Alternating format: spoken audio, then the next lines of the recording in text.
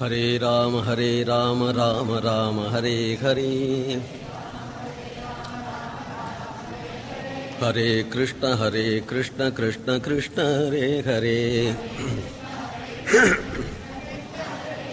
ஹரே ராம ராம ராம ஹரே ஹரே. ஹரே கிருஷ்ண கிருஷ்ண கிருஷ்ண ஹரே ஹரே. ஹரே ராம ராம ராம ஹரே ஹரே.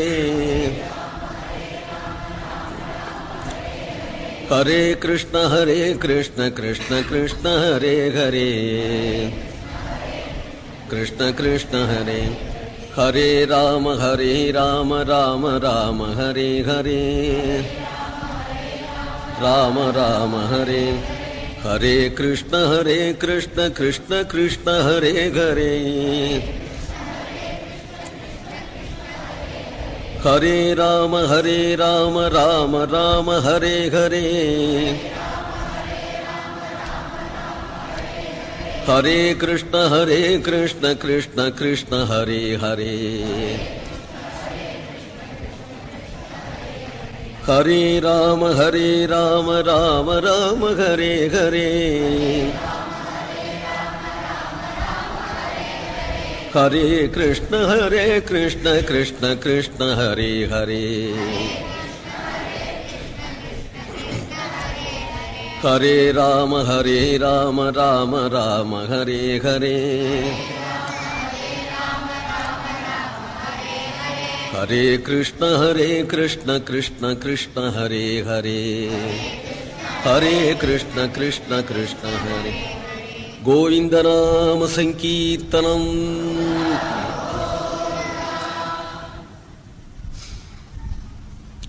யஸ்யாத்மபூதஸ்ய குரோः பிரசாதாத் அஹம் விமுக்தோஸ்மி சரீரபந்தாத். சர்வோபதேஷ்டுः புருஷோத்தமஸ்ய தஸ்யாங்க்ரியுக்மம் பிரணதோஸ்மி நித்யம். பிரஹ்லாத நாரத பராசர புண்டரீக வியாசாம்பரீஷ சுகசௌனக பீஷ்மதால்பியான் ருக்மாங்கதார்ஜுன வசிஷ்ட விபீஷணாதீன் புண்ணியானிமான் பரமபாகவதான் ஸ்மராமி. ஸ்ரீகாந்தோ மாதுலோ யஸ்ய ஜனனீ சர்வமங்களா ஜனகः சங்கரோ தேவः தம் வந்தே குஞ்சரானனம். ஜன்மாத்யஸ்ய யதோன்வயாதிதரதश्चार्थेष्वभिज्ञस्वराट् तेने ब्रह्महृदाय आदिकवये मुह्यन्ति यत्सूरयः. तेजो वारिमृदां यथा विनिमयो यत्र त्रिसर्गो मृषा. धाम्ना स्वेन सदा निरस्तकुहकं सत्यं परं धीमहि. धर्मप्रोज्झितकैतवोऽत्र परमो निर्मत्सराणां सतां.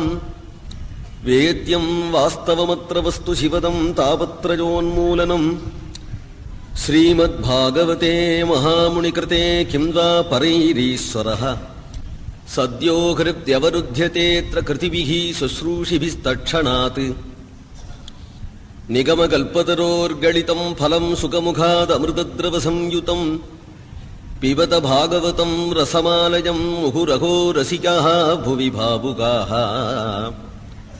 कृष्णाय वासुदेवाय हरये परमात्मने प्रणतक्लेशनाशाय गोविन्दाय नमो नमः. कृष्णाय वासुदेवाय देवकी नन्दनाय च नन्दगोपकुमाराय गोविन्दाय नमो नमः. नाम संकीर्तनं यस्य सर्वपापप्रणाशनं. प्रणामो दुःखशमनः तं नमामि हरिं परम्. गोपिका जीवनस्मरणम्.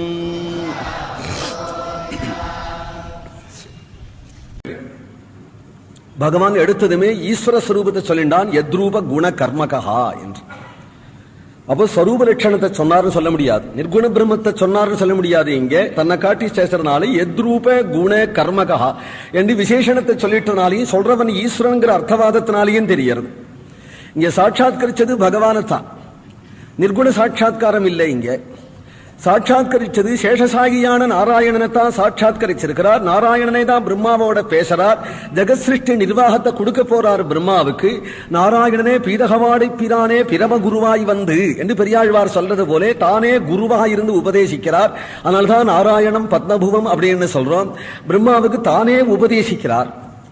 இப்படி உபதேசிக்கிறதுல எத்ரூப குண கர்மகா அப்படின்னு சொல்றதுல இருந்தே சகுணம்னு தெரியறது. இந்த ஸ்லோகத்தினால நான் எப்பேற்பட்ட குணம் உடையவன், எப்பேற்பட்ட ரூபம் உடையவன், எப்பேற்பட்ட ஐஸ்வர்யம் உடையவன், எப்பேற்பட்ட சேஷ்டிதங்கள் உடையவன் என்கின்ற பகவத் தத்துவ ஞானமும் அஸ்துதே மதனுகிரகா, என்னுடைய அனுகிரகத்தினால். அவ்வளவு லேசு இல்லையே பகவத் தத்துவ ஞானம் வந்துடுமான்னு. அத்தகைய பகவத் தத்துவ ஞானமும் என்னுடைய அனுகிரகத்தினாலேயே உனக்கு உண்டாகட்டும். அடுத்ததுல சொல்றார் ஸ்வரூப லட்சணம் சொல்றார். அடுத்த வார்த்தையில அகமேவாசமேவாக்ரே நான்யத்யத் சவசத்பரம் பஷ்சாதகம் எதேதச்சே யோவசிஷ்யேத சோஸ்மியகம். எல்லாத்துக்கும் அடிப்படை மூல காரணமான வஸ்து ஸ்வரூபம். எல்லாத்துக்கும் அடிப்படையான தன்னுடைய ஸ்வரூபத்தை அடிப்படையானதை சொல்றார். நான் ஒருவனே இருந்தேன், நான் ஒருவனே இருக்கிறேன், நான் ஒருவனே இருக்க போறேன். திரிகாலத்திலையும் சத்தியமான வஸ்து நான் ஒருவனே. நான் சொல்றது ஸ்வரூபத்தை சொல்றார்.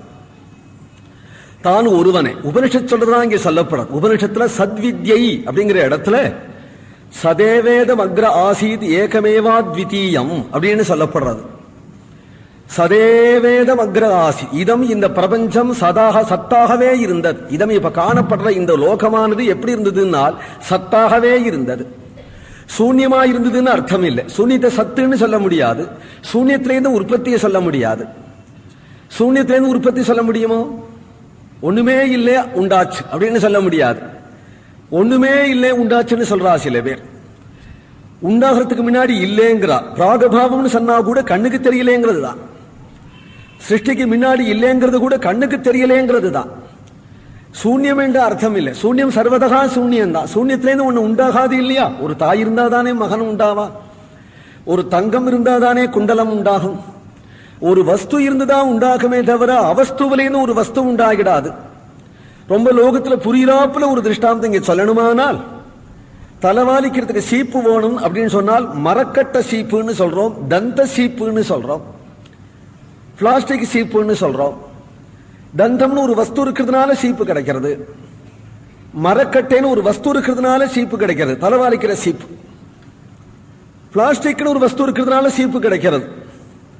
ஒரு பொம்மநாட்டுக்கு குதிரை கொம்பு சீப்பு வேணுமா? லோலோன்னு அலையிறா, கடகடையா அலையிறா குதிரை கொம்பு சீப்பு. ஏமா பைத்தியமா அவனுக்கு போமாங்கிறான். ஏன்னா குதிரைக்கு கொம்பே கிடையாததுனால சீப்பு எங்கேருந்து வரும்? குதிரை கொம்பு சூன்யம் இல்லையா? குதிரைக்கு கொம்பு இருந்தானா அதுல இருந்து சீப்பு வரத்துக்கு. சூன்யமான வஸ்துவிலேருந்து ஒரு காரியம் உண்டாகாது இல்லையா? அப்ப நாம் சிருஷ்டியாரத்துக்கு முன்னாடி இல்லைன்னு சொல்ல முடியாது.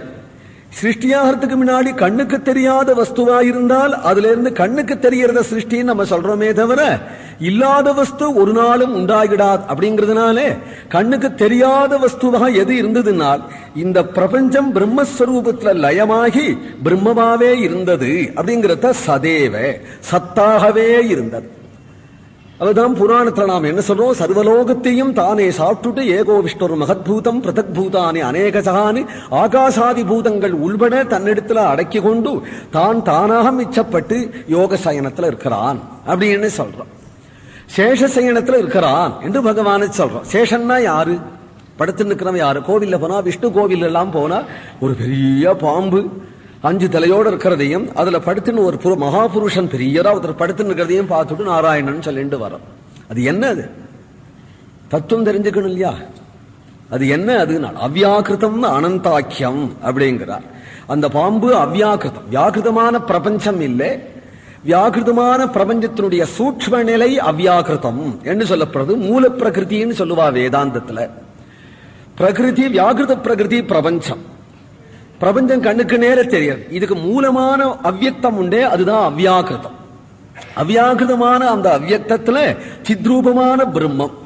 இந்த பிரம்மம் எத்தகையதுனால் ஜாகிரது, சொப்பனம், சுஷுப்தி மூன்றையும் அதீதமாயிருக்கிற துரிய நிலை. அதனால பரமாத்மாவை யோக நித்ரைன்னு சொல்றோம். தாமச நித்ரை இல்ல விஷ்ணுவுக்கு. யோக நித்ரைன்னு எதை காட்டுறதுனால் துரிய நிலையிலே சத்ஸ்வரூபம் மட்டிலும் மிச்சப்படுறது. எல்லாவற்றுக்கும் மேற்பட்ட சத்ஸ்வரூபம் மிச்சப்பட்ட நிலைய பிரம்மஸ்வரூபத்தை காண்பிச்சு அவ்யாகிருதமானதுல அவன் சயனிச்சிருக்கிற நிலைய காட்டு. அதுவும் அவனாகவே இருக்கு. 5 முகம் அப்படின்னு சொன்னால் பின்னாடி வியாகிருத பிரபஞ்சமாக ஆகக்கூடிய பூத சூட்சமங்கள் அந்த பாம்புல 5 முகமா இருக்கு. பூத சூட்சமங்களையும் அவ்யாகிருதமாக இங்க சொல்றதுனாலே 5 பாம்பு அப்படின்னு காண்பிச்சு அதுல யோக நித்ரையில உள்ள சமாதி ஸ்திதியை காட்டுறது. தனிப்பட்ட யோகி சமாதி நிலையை அடைஞ்சுட்டா அவனுக்கு பிரபஞ்சம் சூன்யமாகிடுறது. பிரபஞ்சம் இருக்கிறது தெரியல இல்லையா? அதுபோல சர்வ ஜீவாத்மாக்களுக்கும் ஆதாரமா இருக்கக்கூடிய சர்வ சைதன்யங்களுக்கும் ஆதாரமா இருக்கக்கூடிய பரமாத்மா பிரபஞ்ச லீலையை விட்டுட்டு சமாதி நிலையில ஸ்வஸ்வரூபானுபவம் பண்ணிட்டு இருக்கிற நிலையில இருக்கும் பொழுது பிரபஞ்சம் எப்படி இருக்கும்? பிரபஞ்ச நாமரூபங்களே தெரியாத நிலையில இருக்கிற நிலைய சத்து அப்படின்னு சொன்னா, சத்துங்கிறது உபனிஷத்துல புரியாது என்னதுன்னு நிர்ணயம் பண்ண முடியாத விஷயம். பாகவதத்திலே சேஷசாயியான அனந்த பத்மநாபன் அப்படிங்கிறது போல புரிய காட்டு. அதை சாட்சாத்கரிக்கிறது யாருனால் வேதஸ்வரூபமான பிரம்மா. பிரம்மா 4 தலையோடு இருக்கிறார்னா வேதம். அந்த வேதம் தான் அதை சாட்சாத்கரிக்குங்கிறதுனாலதான் சாந்தோக்கியோபனிஷத்துல சத்வித்யிலே அந்த ஸ்வரூபத்தை காட்டுறது. வேதம் எடுத்து காட்டுறது சதேவ இதமாசி. சிருஷ்டிக்கு முன்னாடி அக்ரே, சிருஷ்டிக்கு முன்னாடி சதேவ அந்த சத் ஸ்வரூபமாகவே இருந்தது. இன்னொரு பிரம்மம் இருந்ததோன்னார். இன்னொரு பிரம்மம் இல்லை, வேற இன்னொரு நிமித்த காரணம் இல்லை அப்படிங்கிறதுக்காக தான் ஏகமேவ. உபாதான காரணம் இல்லைங்கிறதுக்காக தான் அத்விதீயம். தித்தீயமான மற்றொரு வஸ்துவை வச்சிருக்கலையா, அது கொயவன் ஒரு மண்ணை வச்சிருக்கிறது போல. உபாதான காரணமான வஸ்துவும் இல்லை. இல்ல 2 பேர் சேர்ந்திருக்கலாமே, ஒரு கட்டடம் கட்டுறது 10 பேர் சேர்ந்து கட்டுறது போல 2 பேர் இருந்திருக்கலாமே. அதனால ஒரே வஸ்து இருந்தது, மற்றொரு நிமித்த காரணம் இல்லைங்கிறதுனால நிமித்த உபாதான காரணங்கள் தாண்டி தான் மற்றொரும் இருந்தான். ஏகமேவ அத்விதீயம்.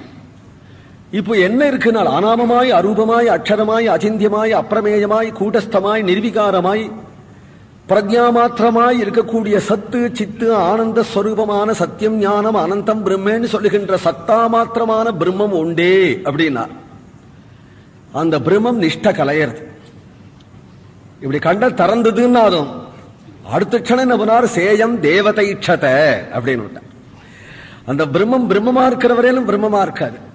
அது யோக நித்ர கலஞ்சு பார்த்தானால், பார்த்த பிறகு என்ன, சர்வஜனாய் சர்வசக்தனாய் சர்வசுவாமியாய் சர்வகாரணனாய் சர்வாந்தர்யாமியாய் சர்வகர்த்தாவாய் சர்வ நியாமகனாய் ஆயிடுத்து. அதுவே ஆயிடுத்தினான். ஏன்னா அவனுடைய குண விசேஷங்கள் தூங்கும் பொழுது முடங்கி கடந்தாலும் எழுந்துட்ட பிறகு கத்துக்க வேண்டியது இல்லையே. எவனுக்கு தமிழ் தெரியுமோ, தெலுங்கு தெரியுமோ, இங்கிலீஷ் தெரியுமோ, குடும்ப கவலை, ஆபீஸ் ஒர்க், இன்ஜினியரிங் எது உண்டோ அதெல்லாம் தெரிஞ்சுதான் படுத்துனான். தூங்கும் போது ஒண்ணும் தெரியல மாதிரி இருக்கான். எழுந்துட்டு அவ்வளவு தானே அவனுக்கு தெரியறது. நான் படிச்சிருக்கிற பாஷையெல்லாம் தெரியறது, மனைவியை தெரியறது, மக்களை தெரியறது, ஆபீஸுக்கு போறது தெரியறது, எல்லாம் அவனுக்கு தெரியறது இல்லையா? அதுபோல சர்வஜன் சமாதியில் இருக்கும் பொழுது ஒண்ணுமே தெரியல. எதிர ஸ்வஸ்வரூபானந்தத்தில் இருக்கிறான். பிரளய காலத்துல சிருஷ்டி பண்ணணுங்கும் பொழுது எல்லாம் வந்து சர்வஜனாய் சர்வசக்தனாய் சர்வசுவாமியாய் சர்வாந்தரியாமியாய் இதெல்லாம் சம்பாதிக்க வேண்டிய வஸ்து இல்லையே அந்த குணங்கள் அவனுக்கு. அத்தகைய கல்யாண குண சமிருத்தி அவனுக்கு உண்டு. அவனுக்கும் விசிராந்தி வேண்டாமான்னு ஆகினாலே அந்த கல்யாண குணங்கள் எல்லாம் தன்னிடத்துல அடக்கி கொண்டு யோக நித்ரையில உள்ள பிரபு மறுபடியும் பிரபஞ்சலீலைய பண்ணணும்னு நினைக்கும் பொழுது சர்வஜத்வாதி கல்யாண குண விசேஷணங்கள் தானே ஸ்புரிக்க எழுந்துட்டான். இந்த கல்யாண குண விசேஷங்கள் ஈஸ்வரனுக்கோ கிஞ்சித்யத்வாதி விசேஷணங்கள் ஜீவனுக்கோ குண விசேஷங்களாகும்.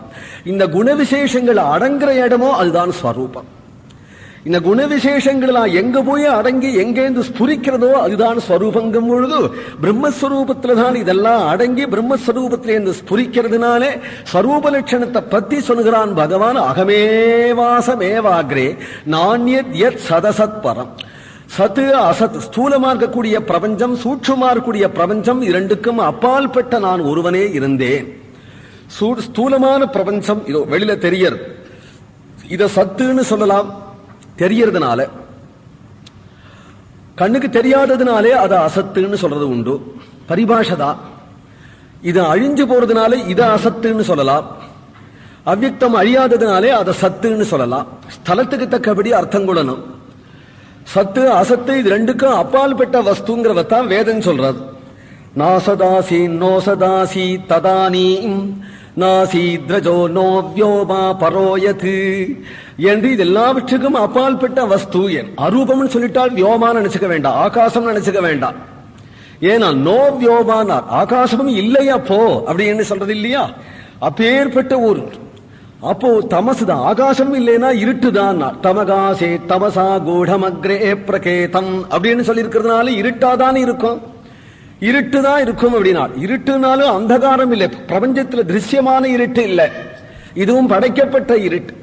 வேற ஒரு இருட்டு இருக்கு, கண்ணால பார்த்தாதான் இருட்டுன்னு நினைச்சுக்க வேண்டாம். வெளிச்சம் இருக்கும் போதே கண்ணை மூடினுட்டா இருட்டு. அதை விட ஒரு இருட்டுனால் கண்ணை மூடின்னு இருக்கும் போது சிந்தனை பண்ணிட்டு இருந்தா வெளிச்சம் இருக்கு. தூக்கத்துல ஒரு இருட்டு இருக்கு. அந்த இருட்டு எதுனால் அதுதான் அவித்ய. அந்த இருட்டு ஒன்னும் தெரியலேன்னு இருக்கு, ஒன்னும் தெரியலேன்னு இருக்கு இல்லையா? சர்வ பிரபஞ்சமும் அழிஞ்சு போனால் மண்ணாயிடும். மண்ணு பிரளய ஜலத்துல கரைஞ்சிடும், பிரளய ஜலம் காற்றுல பிரளயாக்னியில வறண்டுடும், அக்னி காற்றுல அணைஞ்சிடும், காற்று ஆகாசத்துல ஒளிஞ்சிடும், ஆகாசமும் அவ்யக்தத்துல அடங்கும். அவ்யக்தம்னா என்ன தெரியல, ஆகாசமும் அழிஞ்ச நிலை என்னது தெரியல. ஆகாசமும் அழிஞ்ச நிலைன்னா தெரியல, தெரியலேன்னு ஒரு வஸ்துவான அதுதான் அவித்யன்னு பேரு. தெரியலேன்னு சொல்றேன் இல்லையா? தெரியலேங்கிறது அவித்ய, அதுதான் இருட்டு. வித்யதேன்னு எடுத்தனாலேயே வெளிச்சம் இருக்கு, இது தெரிகிறது அப்படின்னாலேயே வெளிச்சம் இருக்கு.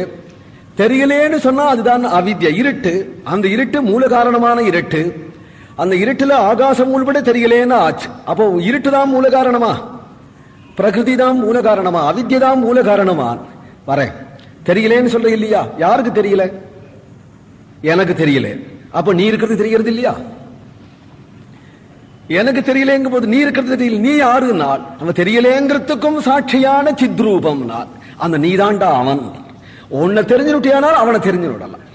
ஏதா ஆத்மனி, ஆத்மாவை தெரிஞ்சுட்டாலும் அவனை தெரிஞ்சு விடலாம். அப்படிங்கிறதுனால சர்வசாட்சியான அவனை ஸ்வயம் பிரகாசமான சித்ரூபமான வஸ்து இந்த 1000 தரம் சொன்னாலும் லோகத்தில் உள்ள பசுபட்சிகளையும் கூடை முறத்தையும் பார்த்துட்டு இருக்கிறவர்கள் சித்து அப்படின்னு சொன்னா இந்த கூட மாதிரி ஒரு வஸ்து போல இருக்கு, இந்த முறம் மாதிரி ஒரு வஸ்து போல இருக்கு அப்படின்னா சித்துன்னு ஒரு திரவியம்னு நினைச்சுப்பாவா. ஆகினாலே அவனுக்கு சித்தை எப்படி உணரச் செய்யறது? இந்த மாம்ச சரீரத்தையே தானு நினைச்சுட்டு இருக்கிறவனுக்கு சித்ரூபம் சித்ரூபம்னு சொன்னால் சப்தங்கால் விழுமே தவிர தன்னை தெரியாதே. அதனால என் நேத்தி நேத்தின்னு இது எல்லாத்தையும் விலக்கி விலக்கி விலக்கி விலக்கி அவன் ஸ்வரூபம் வரையிலும் கொண்டு போயிட்டால் ஓஹோ அதுதான் பரமாத்ம ஸ்வரூபம்னு தெரிஞ்சுட முடியுமா? அதனால ஆத்மேதி உபகச்சந்தி கிராகயந்தி என்று சர்வோபனிஷத் வாக்கியங்களும் பரமாத்மாவை சாட்சாத்தா காட்ட முடியாம தத்துவமசின்னு ஓ ஸ்வரூபத்தை உணர்னே சொல்ற. ஓ ஸ்வரூபத்தை உணர், நீ யாருன்னு உணர்ந்துடு, நீ யாரும் உணர்ந்துடு, நீ யாரும் உணர்ந்துடு. எங்க அப்பா புள்ள நானு நினைச்சுருக்கிறவன நீ பரமாத்மாவை அறிய மாட்டாய். அன்னமயத்திலேருந்து அன்னமயம் உண்டாச்சு, தானியத்திலேருந்து தானியம் உண்டாச்சுங்கிறது போல சரீரத்திலேருந்து சரீரம் உண்டாச்சுடா. இதுக்கு அதீதமான உன் ஸ்வரூபத்தை உணர்ந்தையானால் அந்த ஸ்வரூபத்தை உணர முடியுங்கிறதுனாலே கொஞ்சம் கிட்ட இதை காட்ட முடியுங்கிறதுக்காக தான் ஆத்மஸ்வரூபத்தை காட்ட வரது சர்வோபனிஷதங்களும் என்கிறார். எல்லாத்துக்கும் மூல காரணமான ஸ்வரூப லட்சணத்தை பகவான் தானே பிரம்மாவுக்கு உபதேசம் பண்றார். அகமேவாசம் ஏவாக்ரே நான்யத்யத் சதசத்பரம் பச்சாதகம் எதேதச்சே யோவசிஷ்யேத சோஸ்மியகம். அடுத்தது பிரகிருதியை சொல்றார். ரிதேர்த்தம் எத் பிரதீயேத ந பிரதீயேத சாத்மனி தத்வித்யாத் ஆத்மனோமாயாம் யதாபாசோ யதா தமஹ. ரெண்டு அறிவுல எல்லாம் அடங்கிவிடும். ஒன்று வித்யதே, ஒன்று ந வித்யதே. தெரியறது தெரியலை அப்படிங்கிறதுக்குள்ள எல்லாம் அடங்கிவிடும்.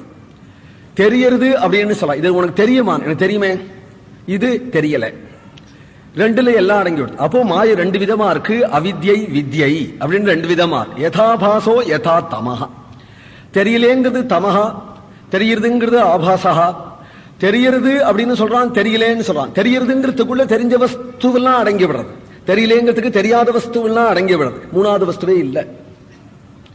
அதனால தெரியலே தெரிஞ்சதுங்கிறதுக்குள்ள சர்வ பிரகிருதியை அடங்கி விடுது இல்லையா? வித்யா அப்படிங்கிற மாய, அவித்யாங்கிற மாய, இது 2ஓடையே இருக்கிறான். இந்த வித்யை அவித்யை 2க்கு சாட்சியா இருக்குது பிரம்மஸ்வரூபமான சித்ரூபம். இந்த வித்யை அவித்யை இது 2ம் யார ஆசிரியத்து இருக்கிறதோ அப்படிங்கிறது தான் இத்தனை நேர ஸ்வரூபத்தை சொன்னோம். வித்யை அவித்யினா அப்ப ஈஸ்வரனுக்கும் அவித்யை உண்டா அப்படின்னு கேட்க கூடாது. ஈஸ்வரனுக்கு தெரியலேங்கிறது கிடையாது, எல்லாம் தெரியும் அப்படிங்கிறதா ஈஸ்வரனுடைய லட்சணம். ஆனால் அந்த அவித்யைக்கு ஆசிரியம் பிரம்மஸ்வரூபம்னு சொல்றோமே தவிர பிரம்மஸ்வரூபத்துக்கு அவித்யன்னு சொல்லல. இந்த அவித்யைக்கு மட்டும் ஆசிரியம் யாரு? பிரம்மத்தை தவிர இந்த அவித்யைக்கு மட்டும் ஆசிரியம் யாரு? அந்த அவித்தையும் பிரம்மத்தை தான் ஆசிரியிக்கும். சித்த பின்னாடி சொன்னோம் இல்லையா, தெரியலேங்கிறது யாருக்கு தெரிகிறது அப்படிங்கும் பொழுது தெரியலேங்கிறதுக்கும் சாட்சியா ஆத்மா அப்படின்னு சொல்றோமே தவிர ஆத்மா குணமாக தெரியலேங்கிறத சொல்லல. ஆத்மாவுக்கு குணம் இல்லையே தெரியலேங்கிறது.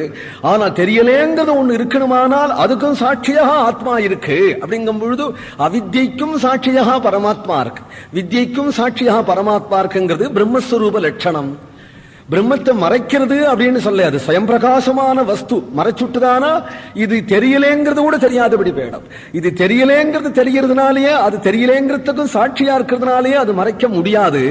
ஆனா அந்த பிரம்மத்துக்கு அவித்யை உண்டுன்னு நாம் சொல்லல, அவித்யைக்கும் ஆதாரமாக பிரம்மம் இருக்கு அப்படிங்கறதான் இங்க சொல்றார். ருதேர்த்தம் யத் பிரதீயேத ந பிரதீயேத ஆத்மினி தத்வித்யாத் ஆத்மனோமாயாம் யதாபாசோ யதா தமஹா. அப்படிங்கும் பொழுது இந்த மாயைக்கும் ஆதாரம் சொல்றாரு ஆத்மனோ மாயாம் அப்படின்னு. மாயாந்து பிரகிருதிம் வித்யான் மாயினந்து மகேஸ்வரம் அப்படின்னு. அந்த மாயைக்கு சுவாமியா இருக்கிறானே தவிர மாயைக்கு அதீனமா இல்லை என்று அர்த்தம். அந்த மாயைக்கு அதீனமா இல்லை, மாயையை ஆளுகின்ற சுவாமியாக இருக்கிறார். மம மாயா நுரத்தியா என்றும் பகவான் என்னுடைய மாயை அப்படின்னும் பகவான் சொல்லும் பொழுது அதுல நான் மாட்டின் இருக்கிறேன் அந்த மாயைன்னு சொல்லல. அந்த மாயையை நாம் விலக்க வல்லவன், மாயையை போட வல்லவன் அப்படிங்கிறான். அதனால என்னை யார் சரணம் அடைஞ்சிட்டாலோ அவளுக்கு அந்த மாயையை விலக்குவேன், என்னை யார் சரணம் அடலையோ அந்த மாயினால அவளை மயக்குவேன். ஆகினாலே மாயைக்கு சுவாமி நான் தான். என்னையே அவன் சரணம் அடைஞ்சுட்டானோ அவன் மாயிலிருந்து விலகுவான். அப்படிங்கிறதுனால மாய அந்த பரமாத்மாவை போய் விகாரப்படுத்தி விடல, மாயைக்கு சாட்சியா இருக்கிறேன் என்கிறார். ஜீவனுடைய நிலையை சொல்றார். யதா மகாந்தி பூதானி பூதேஷு உச்சாவசேஷ்வனு பிரவிஷ்டான் எப்பிரவிஷ்டானி ததா தேஷு நதேஷ்வகம். ஆகாசாதி பஞ்சமகாபூதங்களும் ஒரு காரிய வஸ்துவில பிரவேசிச்சிருக்கு. ஒரு பிண்டம், ஒரு சரீரம்னு எடுத்துட்டோமானால் பஞ்சபௌதிகம்னு சொல்றோம். பஞ்சபூதங்களும் சரீரத்துல இருக்கு. சரீரத்துல எது ஸ்தவிஷ்டமான அம்சமோ, அஸ்தி முதலியவைகள் இதெல்லாம் பிருத்திவியினுடைய அம்சம். ரத்தம் முதலியவைகள் இருக்கே அதெல்லாம் ஜலத்தினுடைய அம்சம். இப்படி கை வச்சா சுடுறதே அது அக்னியினுடைய அம்சம். வாயு இருக்கே சரீரத்தில், அது வாயுனுடைய அம்சம். சந்திகள் இடுக்கல ஓட்டைகள் இருக்கே அது ஆகாசத்தினுடைய அம்சம். ஆக பஞ்சபூதமும் சரீரத்தில் இருக்கு. அதனாலதான் சரீரத்தை பாஞ்சபௌதிகம் அப்படின்னு சொல்றோம். பஞ்சபூதங்களும் சரீரத்தில் இருக்குங்கும் பொழுது ஆகாசம் சரீரத்தில் இருக்குன்னு சொன்னா அண்ணாந்து பார்த்துட்டு உடம்ப பார்க்க கூடாது.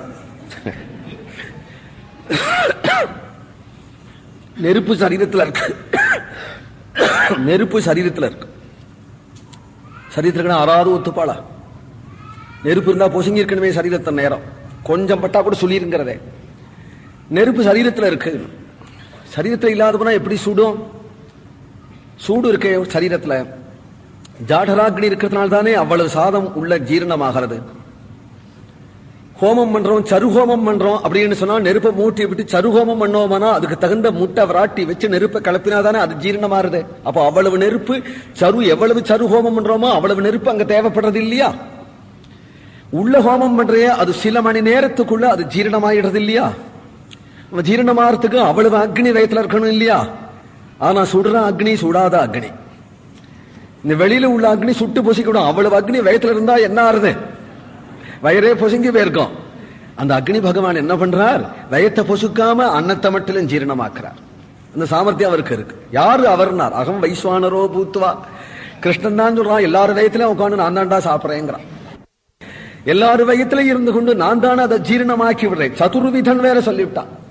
மிருது ஆகாரம் தான் இல்லை, முறுக்கு சீடை தின்னா கூட ஜீரணமாக்கி தரானா, நல்ல அடை தின்னா கூட ஜீரணமாக்கி தரானா. சதுர்விதம் அன்னம், சதுர்விதமான அன்னத்தையும் நான் ஜீரணமாக்கி தரேன்னு சொன்னா அவ்வளவு அக்னி வேணுமே வயத்துல.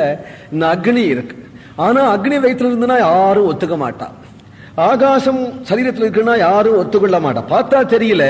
ஆனா யதா மகாந்தி பூதானி பூதேஷு உச்சாவசேஷ்வனு பிரவிஷ்டானி அப்பிரவிஷ்டானி ததா தேஷு நதேஷ்வகம். பஞ்சபூதங்களும் சரீரத்தில் இருக்குன்னு சொன்னா இருக்கு, அது பிரவேசிச்சிருக்கு அப்படின்னு சொல்ல முடியாது. எப்படி பிரவேசிச்சிருக்குன்னா பெரிய வஸ்து சின்ன வஸ்துக்குள்ள எப்படி பிரவேசிக்க முடியும்? அவ்வளவு பெரிய ஆகாசம் உடம்புக்குள்ள எப்படி பிரவேசிக்கும்? அதனால பிரவேசிச்சிருக்கு. எப்படி பிரவேசிச்சிருக்கு அப்படின்னா காரண வஸ்து காரியத்துல பிரவேசிக்கும் பொழுது வெளியில உள்ள வஸ்து உள்ள வரது போல பிரவேசம் இல்லை. வெளியில உள்ள வஸ்து உள்ள வர்றது போல பிரவேசம் அப்படியானால் உள்ள இல்ல வெளியிலன்னு வந்திருக்குன்னு சொல்லணும். பிரம்மம் சர்வ ஜகத்திலையும் பிரவேசிச்சிருக்கு அப்படிங்கும் பொழுது பிரம்மம் ஏற்கனவே பிரவேசிக்காத இடமாயிருந்து அதுல பிரவேசிச்சாதானே அது ஏற்கனவே அங்க இருந்தது உள்ள வந்ததுன்னு சொல்றதுக்கு. பிறகு எப்படி பிரவேசிச்சதுனால் தங்கம் குண்டலத்துல பிரவேசிச்சது போல ஒரு பூஷணம் இருக்கு, அந்த பூஷணத்துல தங்கம் இருக்கு. இந்த பூஷணத்துல எப்போ தங்கம் வந்தது அப்படின்னு சொல்ல முடியாது. ஆனா தங்கம் இருக்கா இல்லையானா இருக்கு. இந்த பூஷணத்துல தங்கம் இருக்கு. தங்கம் எப்படி வந்ததுனால் எப்படி வந்ததுன்னு சொல்ல முடியாது, ஆனா தங்கம் இருக்கு. அதுபோல அந்த பிரவேசமானது காரண வஸ்துவா இருப்பதனாலேயே காரிய வஸ்துவில் அது தெரியறதையே இங்க பிரவேசம் அப்படின்னு சொல்றதுனால இந்த பிரபஞ்சத்துல எந்த ஒரு சைத்தன்யம் பிரவேசிச்சிருக்கோ இந்த சைதன்யம் இந்த பிரபஞ்சத்துல எப்படி பிரவேசிச்சது அப்படின்னு சொன்னா ஒரு காத்து பிரவேசிச்சது போல, பலூனுக்குள்ள காத்து பிரவேசிச்சது போல சரீரத்துக்குள்ள சைத்தன்யம் பிரவேசிக்கலையா. ஜகத்து பூரா பிரவேசிச்சிருக்கிற சைத்தன்யம் எப்படி பிரவேசிச்சிருக்குன்னா அந்த சைத்தன்யமான பிரம்மஸ்வரூபமே இதுக்கு காரண வஸ்துவா இருப்பதனாலே தங்கத்தினுடைய ஒளி பூஷணத்திலையும் தெரியறது போல லோகத்துல சைத்தன்யம் தெரியறது. இதுக்கு அந்தர்யாமியாக சத்து சித்து ஆனந்தமான வஸ்து இருக்கிறதுனாலதான் பிரபஞ்சத்துல அந்த காரண வஸ்துவனுடைய தன்மை இருக்கணுமானால் பிரபஞ்சம் இருக்கு அப்படிங்கிறது இல்லையா, அது சத்வஸ்துவனுடையதான தன்மை. தெரியறதுன்னு சொல்ற இல்லையா, அது சித் வஸ்துவனுடையதான தன்மை. நன்னா இருக்கேன்னு சொல்ற இல்லையா, அது ஆனந்த வஸ்துவனுடையதான தன்மை. அப்படிங்கிறதுனால காரணமான பிரம்மத்தினுடையவே காரியமான இந்த பிரபஞ்சத்துல அது தெரியறதுங்கிறது தான் பிரவிஷ்டானி அப்பிரவிஷ்டானி ததா தேஷு நதேஷ்வகம் என்று. இதுல பிரவிஷ்டமா இருக்கு அப்படிங்கிறதுனால இதுல இருக்கிறதே பிரம்மம் தான் இருந்துவிடலாமே. இதுக்கு அந்தண்டியம் இருக்காம். ஏனால் பாதோஸ்ய விஸ்வாபூதானி திரிபாதஸ்யாமிருதம் திவி என்கிறது போல சரீரத்தில் இருக்கிறதோட மட்டிலும் ஆகாசம்னு இல்லாம அந்தண்ட சுதந்திரமான ஆகாசமும் இருக்கு இல்லையா, சரீரமாக ஆகாத சுதந்திரமான ஆகாசம் இருக்கிறது போல பிரம்ம ஆகாச பரியந்தமான சர்வலோகமும் சேர்ந்து அனந்தமான பிரம்மத்தினுடைய ஒரு பாகம் உபச்சரிக்கிறார். ஒரு பாகம்னு உபசரிச்சிட்டாலே மற்ற 3 பாகம் 4 பாகம்னு கணக்கில் அடங்கிடும். புரியறதுக்காக சொல்றார், புரியறதுக்காக பாகப்படுத்துறார். விபாகப்படுத்தவே முடியாத அந்த வஸ்துவை அதுல ஒரு பாகம் பிரபஞ்சமாக இருக்கு, மற்ற 3 பாகம் அமிர்தமாவே இருக்கு அப்படின்னு. அப்ப நாம பிரபஞ்சமான பாகத்துல ரமிக்காம அமிர்தமான பாகத்துல தன் ஸ்வரூபத்தை பார்க்கணுங்கிறது உத்தேசம். இங்க பிரபஞ்சமான பாகத்திலேயே இருந்துட்டானால் அப்பொழுதுதான் அவன் ஜீவனா இருக்கிறான். அமிர்தமான பாகமா ஆயிட்டானால் பிரம்மஸ்வரூபமாக ஆயிடுறான் என்ற தன்மையை அடையணுங்கிறதுக்காக ஜீவனுடைய லட்சணத்தை இங்க எடுத்து காட்டுறார். யதா மகாந்தி பூதானி பூதேஷு உச்சாவசேஷ்வனு பிரவிஷ்டான் அப்பிரவிஷ்டானி ததா தேஷு நதேஷ்வகம் ஏதாவதேவ ஜிஜ்ஞாஸ்யம் தத்வ ஜிஜ்ஞாசுனாத்மனः அன்வய வத்திரேகாபியாம் யத்ஸ்யாது சர்வத்ர சர்வதா. சமஸ்த இதிகாச புராணங்கள் சர்வசாஸ்திரங்கள் அங்கபூதமான சாஸ்திரங்கள் எத்த படிச்சாலும் தெரிஞ்சுக்க வேண்டியது இவ்வளவுதான். அப்படின்னா இவ்வளவுதான் தெரிஞ்சுக்க வேண்டிய 4 ஸ்லோகம் தான் தெரிஞ்சு கொள்ள வேண்டியது. 3 தத்துவம் தான் தெரிஞ்சு கொள்ள வேண்டியது. பிரம்ம தத்துவம், பிரகிருதி தத்துவம், ஜீவ தத்துவம். இந்த 3ஐயும் விவரிச்சு விட்டார். பிரம்ம தத்துவத்தினுடையவே ரூபாந்தரம் தான் ஈஸ்வரன். இவர்தான் தெரிஞ்சு கொள்ள வேண்டிய 4 ஸ்லோகத்துல 4 விஷயத்தை சொல்லிட்டார். ஈஸ்வர தத்துவத்தை சொன்னார், பிரம்மஸ்வரூபத்தை சொன்னார், ஜீவஸ்வரூபத்தை சொன்னார், பிரகிருதியை சொன்னார், முதல்ல அவதாரிக்கை பிறகு பலன். ஆக 7 ஸ்லோகம் இங்கே பாகவதம். முதல்ல அவதாரிகையை சொன்னார். அப்பதான் ரகசியமான பக்தி கர்மா அங்கம் இவைகளை சொல்லி ஞானம் என்ன அனுகிரகத்தால உனக்கு உண்டாகும்னு ஆரம்பிச்சார். பிறகு எத்ரூப குணகர்மகான் தன்னுடைய ஈஸ்வர ஸ்வரூபத்தை சொல்லிண்டார். பிறகு அகமேவாசமேவாக்ரேன்னு ஸ்வரூப லட்சணத்தை சொல்லிண்டார். அது பிறகு தத்வித்யாத் ஆத்மனோ மாயாம் என்று பிரகிருதி லட்சணத்தை சொன்னார். அதற்கு பிறகு பிரவிஷ்டானி அப்பிரவிஷ்டானின்னு ஜீவ லட்சணத்தை சொன்னார். ஏதாவதேவ ஜிஜ்ஞாஸ்யம் என்று முடிச்சு விட்டார். இவ்வளவுதான் தெரிந்து கொள்ள வேண்டியது. 4 திவிலை போல சொன்ன இதை சிந்தனை பண்ணி இதை விஸ்தாரப்படுத்தி உண்டு ஹிருதயத்தில் அனுசந்தானம் பண்ணணுமா. சூத்திரம் போல 4 சொல்லிவிட்டார். நீ 1000 சாஸ்திரம் படி இவ்வளவுதான். எந்த சாஸ்திரம் நீ படி இதை விளக்கிறதுக்காக தான் விஷயம். ஏதாவதேவ ஜிஜ்ஞாஸ்யம் தத்துவ ஜிஜ்ஞாசுனாத்மனஹ அன்வய வத்திரேகாபியாம் யத்ஸ்யாது சர்வத்ரே சர்வதா. திரிகாலத்திலையும் எது சத்தியமா இருக்கோ அது பரமார்த்த வஸ்து. அவ்வளவுதானே. தாத்காலிகமானது பரமார்த்தமா ஆகவே ஆகாது. முச்ச புடிச்சுண்டு சத்தியம்னு நிர்ணயம் பண்ணினாலும் ஏன்னா குத்தி குத்தி இதெல்லாம் சத்தியம்னு ஏத்துண்டான ஆகணும்னாலும் கூட தாத்காலிகமான வஸ்து சத்தியமா ஆகாது. எது நிரந்தரமான சத்தியமோ வஸ்துவோ அதுதான் சத்தியம்ங்கிறதுனாலே தாத்காலிகம் தாத்காலிகம் தான், பரமார்த்தம் பரமார்த்தம் தான் என்று முடிச்சா. ஏதாவதேவ ஜஜ்ஞாசியம், பரமார்த்தத்தை தெரிஞ்சுக்காத வரையிலும் தான் தாத்காலிகத்தை சத்தியம்னு போயிட்டு இருக்க போறா. பிரம்மலோக பரியந்தம் சர்வநாம ரூபங்களும் தாத்காலிகம் தான். அதை நீ ஆக்கிரகம் பண்ணிட்டு சத்தியம்னு நிர்ணயம் பண்ணி விட்டதால சத்தியம் ஆகிடாது. இல்ல இதை சத்தியம்னு நிர்ணயம் பண்ணித்தான் பரமார்த்தத்தை ஸ்தாபிக்கணுங்கிற அவசியம் இல்லை. பரமார்த்த வஸ்துவே நீ தாத்காலிகம்னு மாத்திடவே முடியாது. ஏன் காரணம்? நாசத்தோ வித்யதே பாவகா நாபாவோ வித்யதே சதா உபயோரபி திருஷ்டோந்த ஸ்வனயோ தத்துவதரிசிபி. இது அசத்தியம் அசத்தியம்தான், சத்தியம் சத்தியம்தான். அசத்தியத்தை சத்தியம் பண்ண முடியாது, சத்தியத்தை அசத்தியம் பண்ண முடியாதுன்ற விஷயத்திலே ஞானிகள் சித்தாந்தவாதிகளா இருக்க. அவள் கிஞ்சித்து கூட சந்தேகம் கிடையாது. ஏன் இது அசத்தியம்? திருஷ்டமா இருக்க, கண்ணுக்கு நேரம் தெரியறதே என்னவா அசத்தியம்னா நம்ப முடியலையே. மனைவி இருந்தா செத்து போயிட்டாளே, மனைவியை சத்தியம் தான் நினைச்சுட்டு இருந்தான். என் மனைவி எனக்கு சத்தியம் தான் நினைச்சுட்டு இருந்தா, போயிட்டாள். இப்ப இல்லையே, எங்க இல்லையே. நீ தாத்காலிகமான மனைவியை எப்படி சத்தியம்னு சொல்ல முடியும்? ஏன் புள்ள ஏன் புள்ள ஏன் புள்ள உன் புள்ள போயிட்டானே, எப்படி சத்தியம்னு சொல்ல முடியும்? ஏன் ஆம்படையான போயிட்டானே அவன், எப்படி சத்தியம்னு சொல்ல முடியும்? அதனால தாத்காலிகமாக உள்ள தோற்றங்கள் எல்லாம் பரமார்த்த சத்தியம்னு நிர்ணயம் பண்ணவே முடியாது. நீ மூச்சை பிடிச்சண்டு சத்தியம்னு தலையில கட்ட பார்த்தாலும் கூட. ஆனால விவகாரத்துல சத்தியம்னு நாங்க ஏத்துக்கிறோம்.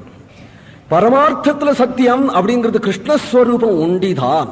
ஏனா ஸ்ரீகிருஷ்ண சரணாம்போஜம் சத்தியமேவ விஜானதாம் ஜகத் சத்தியம் அசத்தியம் வா நேதரேதி மதிர்மன. அந்த பரமார்த்தமான சத்தியம் கிருஷ்ணஸ்வரூபம் தான்ங்கிறத உன்னை நீ தெரிஞ்சுனுட்டியானால் ஏதாவதேவ ஜித்யாஸ்யம், நீ ராஜாடா போ. ச சம்ராட் பவதி, அதுவரை நீ அடிமைதான். அந்த கிருஷ்ணஸ்வரூபத்தை சத்தியம்னு தெரிஞ்சுக்காதவரை நீ அடிமைதான். ஏன்னா தாத்காலிகமானதையே சத்தியம் சத்தியம் நினைச்சுன்னா அது காலில் போய் விழுந்துட்டே இருக்க. கிருஷ்ணஸ்வரூபத்தை சத்தியம் தெரிஞ்சுட்டியானால் ச சம்ராட் பவதி ஸ்வராட் பவதி, ராஜாவன் அப்படிங்கிறது உபனிஷத்து அப்பேற்பட்ட பாக்கியத்தை நமக்கு கொடுக்க வர்றது. இந்த பாக்கியத்தை கொடுக்க வர்றது. துர்பாகியமான தரித்திரனா கோட்டி ஜென்மா ஆயிடுத்த, இன்னும் தாரித்யத்துல சளைக்கலையா, ஆசை விடலையா, இன்னுமா இந்த தாரித்யம், இன்னுமா இந்த பிச்சைக்காரத்தனம் வேணும்? ராஜாவா ஆயிடக்கூடாது இல்லையா? ராஜாவை தெரிஞ்சின்றால் ஒழிய ராஜாவா ஆக முடியுமா? அப்பேற்பட்ட ராஜஸ்வரூபத்தை தெரிஞ்சுக்கணுங்கிறதுனால ச சம்ராட் பவதி. அந்த ஸ்வரூபத்தை நீ சம்பாதிச்சுட்டியானால் அப்புறம் அதுக்கு மேல என்னடா இருக்கு? அதுக்கு மேல நீ தேட வேண்டியது என்னடா இருக்கு? அதனால ஏதாவதேவ ஜித்யாஸ்யம், நீ தெரிஞ்சுக்க வேண்டியது சர்வமும் பரிசமாப்தி ஆயிடுத்து பிரம்மஸ்வரூபத்துல. ஏதாவதேவ ஜித்யாஸ்யம் தத்துவ ஜித்யாசுனாத்மனஹ அன்வய வத்திரேகாபியாம் யத் ஸ்யாது சர்வத்ர சர்வதா. தெரிஞ்சிட்டதுக்கு பலனை சொல்றார். ஏதன் மதம் சமாதிஷ்ட ஏதன் மதம் அமாதிஷ்ட பரமேண சமாதினா பவான் கல்ப விகல்பேஷு ந விமுஹ்யதி கர்ஹிசித். பலன் சொல்லிவிட்டான். இவ்வளவும் பரிசிரமப்பட்டு தெரிந்து கொண்டதுக்கு என்ன பலன்னா, இனிமேல் மோகமே இல்லை, அஜ்ஞானமே இல்லை. அஜ்ஞானமே இல்லைன்னா துக்கமே இல்லை. சர்வ பரிபவங்களும் துக்கங்களும் லவலுவன அடிச்சுக்கிறதும் அலறதும் ஒப்பாரியும் கவலையும் என்ன கஷ்டப்பட்டுட்டே சம்சாரத்துல.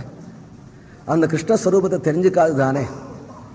இப்ப தெரிஞ்சுட்டேனால் எல்லாம் கனவு கண்டாப்புல போயிடுச்சுன்னா, ஏன்னோ ஜெயில போட்டாப்புல கனவு கண்டு திண்டாடி யாரோ எழுப்பி விட்டது இப்படி பார்த்தாங்க, சே இதெல்லாம் கனவுனா அப்படின்னு ஆயிடுச்சு இல்லையா? எழுப்பி விடத்துக்கு குருநாதன் வரணுமே. குருநாதன் இப்படி தட்டி கொடுத்து ஆச்சுன்னா, சே இவ்வளவு கனவுனா அப்படின்னு தெரிஞ்சுட்டானாலும் அப்புறம் மறுபடியும் அதை கவலைப்பட மாட்டானே. பவான் கல்ப விகல்பேஷு ந விமுஹ்யதி கர்ஹிசித். பிரம்மதேவனுக்கு அப்பேற்பட்ட ஞான நிதியை கொடுத்தார். அப்பேற்பட்ட கொடுத்து அந்த பிரம்மாவனிடத்துல சிருஷ்டி தொழிலை கொடுக்கிறார். ஏன்னா சரின்னு பேடாதே, பேசாம ஞானம் உண்டாயிடுச்சுன்னு என்னோட விளையாடவா, ஜெகசிருஷ்டியாதி காரியங்களை விளையாட்டா செய்யுங்கிறார். பகவான் ஹிருதயத்துல அப்படி உட்கார்ந்துட்டா எப்படி வேணாலும் இருப்பமே, சிருஷ்டிகர்த்தாவா தான் இருப்பமே. அகம்பாவமா வந்துட போறது அல்ல, பந்தப்பட்டுடுவா பட்டுட போறார். சிருஷ்டி பண்ண தொடங்கினார் பிரம்மா என்று தொடங்கி நாரதருக்கு பிரம்மா ஸ்வயம் தானே பிரம்ம வித்தியை உபதேசம் பண்ணினார். நாரதரிட்டுக்கு சொன்னார், ஏதாவதேவ ஜித்யாசியம்னு பகவான் எனக்கு சொன்னது போரும்பா, ஆனா லோகத்துல போக போக இது போராது. அதனால நீ போய் லோகத்துல இது சொல்லு, ஆனா சொல்லும் போது 4 ஸ்லோகத்தோட முடிச்சிடாதே. தமேதத் விபுலீ குரு அப்படிங்க, இதை விஸ்தாரமாக சொல்லு. பகவான் சூத்திரம் போல எனக்கு சொல்லிவிட்டான். நீ இதை போய் விஸ்தாரமாக சொல். விஸ்தாரமா எதுக்காக சொல்லணும்னால் நிருணாம் யதா ஹரவு பக்தி இதி சங்கல்பிய வர்ணய, ஜனங்களுக்கு ஹரிபக்தி உண்டாகணும் என்று சங்கல்பிச்சு சொல்லு. உன் சங்கல்பம் வீண் போகாது. எல்லாருக்கும் பகவத் பக்தி உண்டாகணும், பகவத் பக்தி உண்டாகணும்னு சங்கல்பிச்சு நீ சொன்னையானால் அவன் மனசுல தங்கும். அலட்சியமா சொன்னையானால் அவனை அலட்சியமா கேட்டுட்டு போயிடுவான். இதனால ஜனங்களுக்கு புருஷார்த்தம் சித்திக்கணுமே, ஜனங்களுக்கு பிரயோஜனம் உண்டாகணுமே அப்படிங்கிற சங்கல்பத்தோட சொல்லு என்று நாரதரை அனுப்பிச்சார். நாரதர் பிரம்மதேவனிடத்தில இருந்து இதை பெற்று சந்தோஷமா வராராம். நாரதருடைய சபாவம் ஏதாவது விஷயம்னா உடனே யாருக்காவது சொல்லிவிடணும். இது நாரதருடைய சபாவம். என்ன விஷயமானாலும் சொல்லிவிடுவார். அவர் ஹிருதயத்துல லொடலொட, அவர் ஹிருதயத்துல தங்காது. மேலும் ஊர் சுத்திரவர் நேர வந்தது வியாசருடைய ஆசிரமத்துக்கு வந்தார். அதுக்கு ஏத்தாப்புல வியாசரும் கவலைப்பட்டு உட்கார்ந்து இருந்தார். உடனே வியாசருக்கு இந்த பாகவதத்தை ஒரு அத்தியாயமாக சொன்னார். வியாசர் இது பூரா கேட்டுவிட்டு அந்த வியாசத்தை 11,000 கிரந்தமாக பாகவதமாக பண்ணி சுகருக்கு சொன்னார்.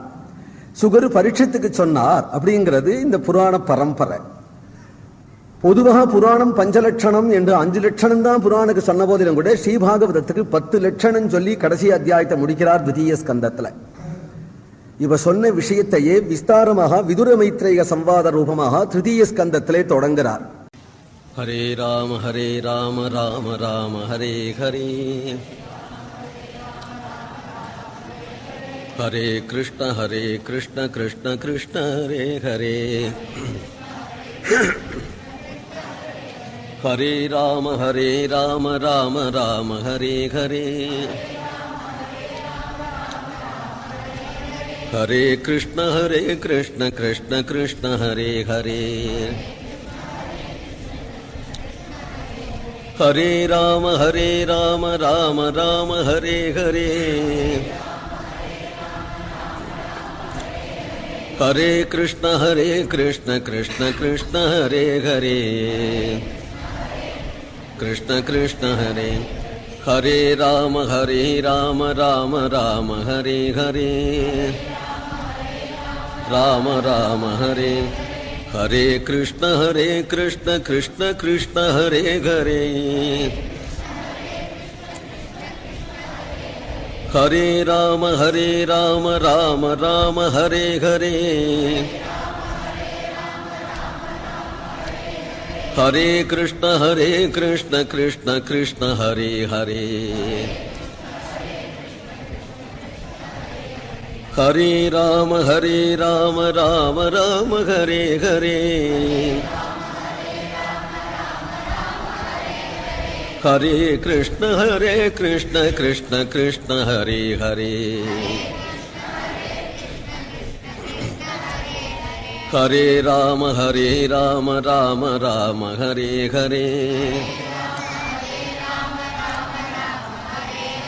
ஹரே கிருஷ்ண கிருஷ்ண கிருஷ்ண ஹரே ஹரே, ஹரே கிருஷ்ண கிருஷ்ண ஹரே, கோவிந்த நாம சங்கீர்த்தனம்